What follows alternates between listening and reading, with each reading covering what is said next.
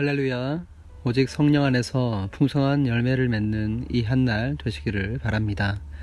오늘 하나님의 말씀은 갈라디아서 5장 16절에서 26절 말씀입니다. 제가 16절로 23절까지의 말씀을 봉독합니다. 내가 이르노니 너희는 성령을 따라 행하라. 그리하면 육체의 욕심을 이루지 아니하리라. 육체의 소욕은 성령을 거스르고 성령은 육체를 거스르나니 이 둘이 서로 대적하므로 너희가 원하는 것을 하지 못하게 하려 함이니라. 너희가 만일 성령의 인도하시는 바가 되면 율법 아래에 있지 아니하리라. 육체의 일은 분명하니 곧 음행과 더러운 것과 호색과 우상 숭배와 주술과 원수 맺는 것과 분쟁과 시기와 분냄과 당짓는 것과 분열함과 이단과 투기와 술 취함과 방탕함과 또 그와 같은 것들이라. 전에 너희에게 경계한 것 같이 경계하노니 이런 일을 하는 자들은 하나님의 나라를 유업으로 받지 못할 것이요 오직 성령의 열매는 사랑과 희락과 화평과 오래 참음과 자비와 양선과 충성과 온유와 절제니 이 같은 것을 금지할 법이 없느니라. 아멘. 이 본문 말씀을 가지고 오직 성령으로 열매 맺으라는 제목으로 하나님의 말씀을 증거합니다. 처음 우리의 인생은 하나님의 생기로 살아가도록 창조되었습니다.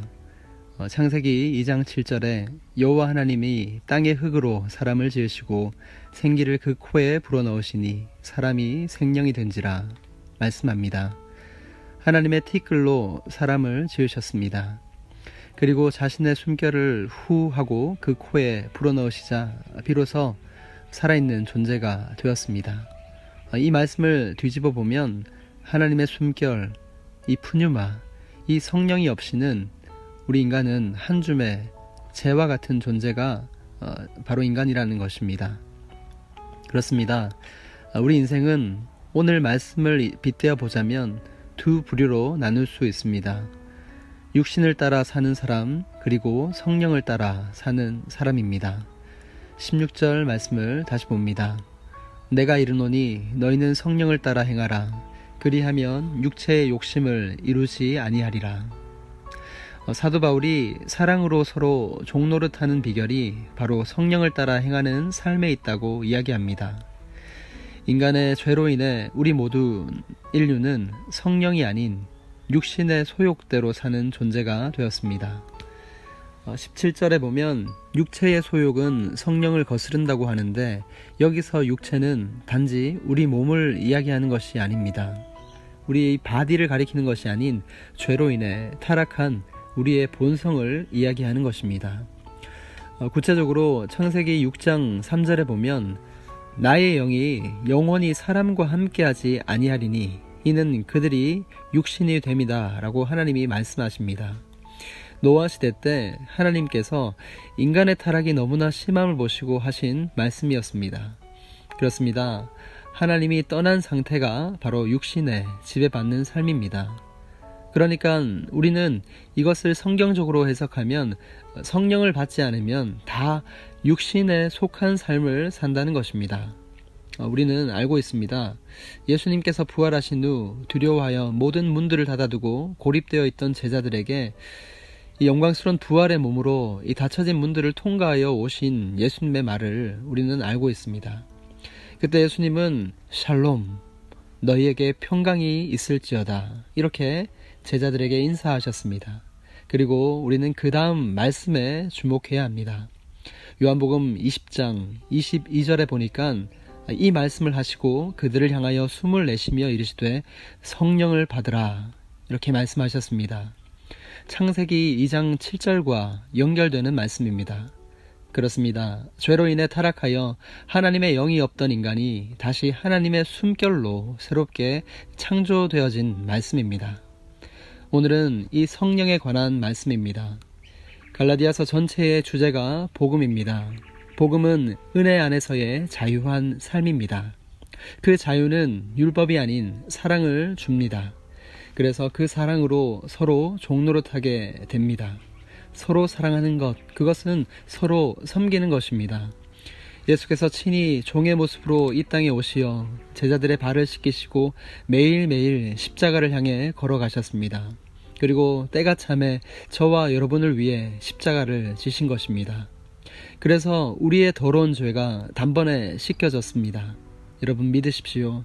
나의 과거의 죄, 그리고 오늘도 싸우고 있는 그 현재의 죄, 내일 혹시 또다시 이 범하게 되는 미래의 죄까지 이 모든 죄의 근원을 완전하게 제거하신 것이 바로 십자가입니다. 그런데 더 놀라운 것은 단지 우리가 죄 씻음 받고 감사함으로 사는 존재를 넘어서 우리 또한 예수님처럼 죄와 싸워 이기는 승리의 삶을 살게 되었다라는 것입니다. 그것이 바로 또 다른 보혜사 성령이 우리에게 오심으로 가능하다는 말씀입니다. 제가 질문을 하나 드리겠습니다. 사랑하는 성도 여러분, 여러분 안에 이 성령님이 계십니까? 그런데 왜 우리는 여전히 죄를 짓고 사는 것일까요? 성령님은 거룩하신 분이신데 죄를 미워하시고 죄와 한시도 같이 있을 수 없는 하나님이신데 왜 우리는 성령 안에 있다 말하면서 입에 담기도 힘든 죄를 짓고 사는 것일까요? 감사한 것은 이 공고한 질문이 우리만의 질문이 아니라는 것입니다. 본문의 19절, 21절 말씀입니다. 육체의 일은 분명하니 곧 음행과 더러운 것과 호색과 우상 숭배와 주술과 원수 맺는 것과 분쟁과 시기와 분냄과 당짓는 것과 분열함과 이단과 투기와 술 취함과 방탕함과 또 그와 같은 것들이라. 전에 너희에게 경계한 것 같이 징계하노니 이런 일을 하는 자들은 하나님의 나라를 유업으로 받지 못할 것이요. 육체로 사는 삶, 죄의 종이 된 비참한 삶의 모습이 이 15개의 다양한 모습으로 나타나 있습니다.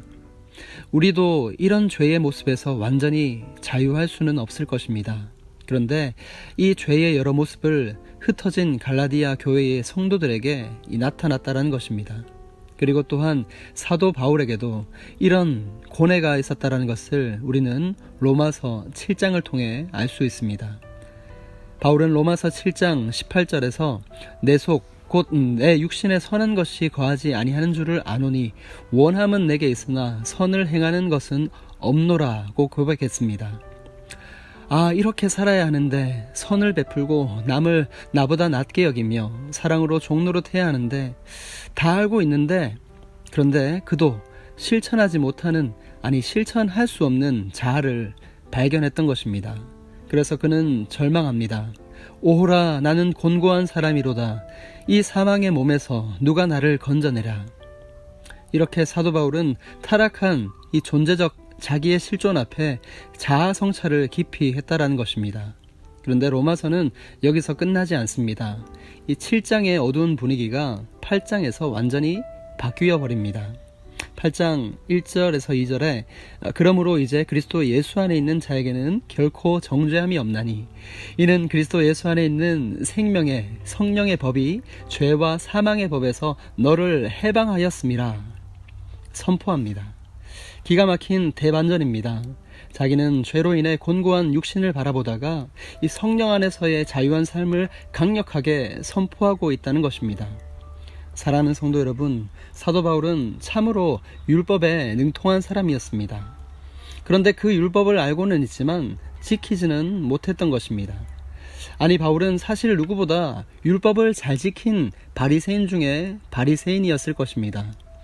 아마 당시에 616가지의 율법을 모두 다 지키려고 부단히 노력했던 사람이었을 것입니다. 그런데 그의 마음이 공고했던 것입니다.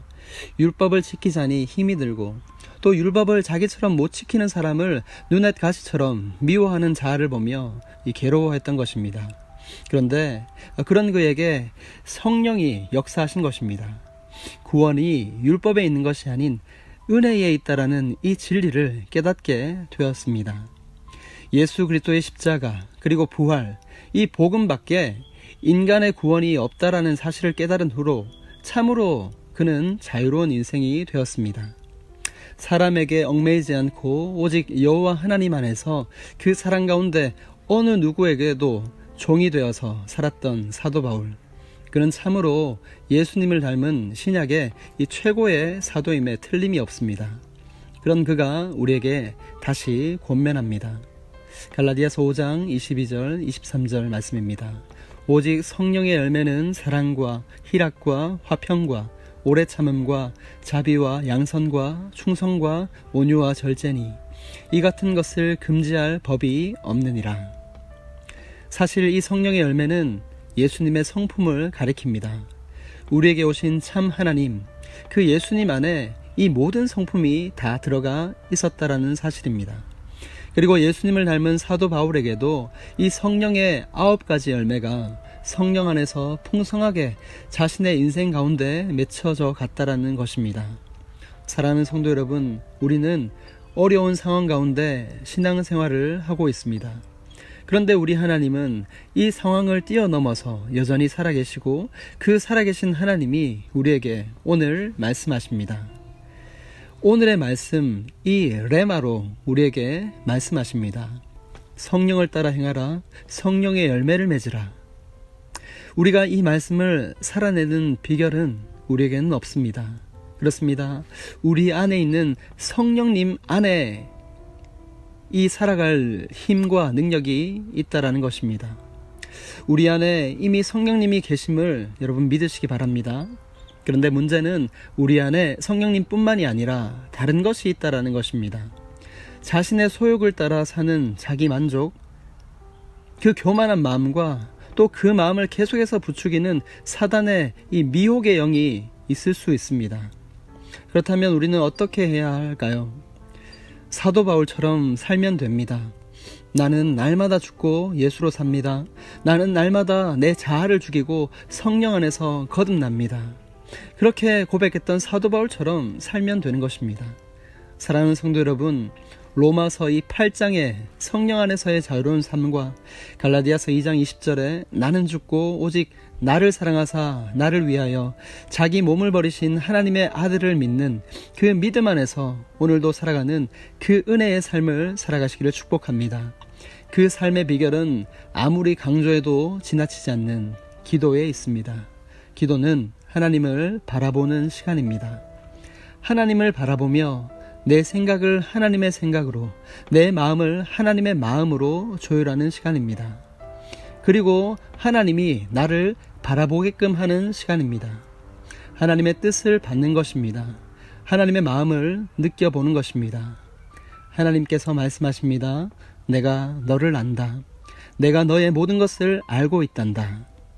아멘.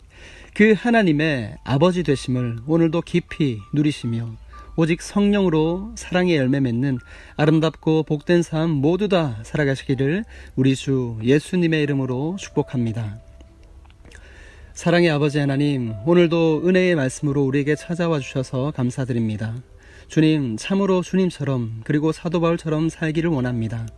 낮엔 해처럼 밤엔 달처럼 그렇게 남을 비추며 사는 섬김의 삶을 살고 싶습니다.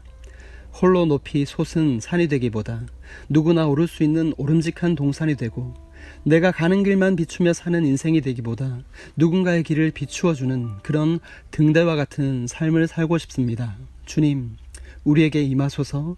우리 안에 이미 계신 성령이여 우리를 충만케 하여 주옵소서. 우리 안에 당신만이 오롯이 빛나게 하여 주옵소서. 그리하여 오직 성령으로 풍성한 열매 맺는 삶, 오직 예수님만을 드러내는 그 영광의 삶을 살게 하여 주옵소서.